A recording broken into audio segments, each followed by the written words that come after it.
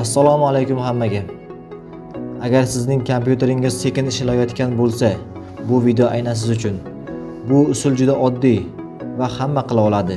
Eng muhimi samarali. Agar shu video sizga foydasi tekkan bo'lsa, like bosing va kelgusida foydali videolar chiqishi bilan ko'rishni istasangiz, shu kanalga obuna bo'lib qo'ying. Qani unda boshladik.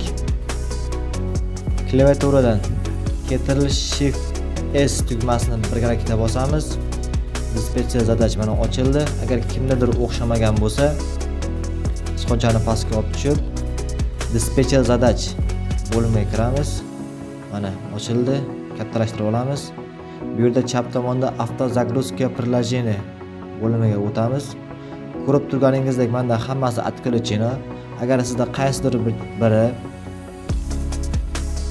mana hozir sizga ko'rsatdim, выключено turgan bo'lsa, mana shu bo'limlarda отключить qilib o'chirib qo'yishingiz kerak. Buni hech qanaqa ziyon joyi yo'q.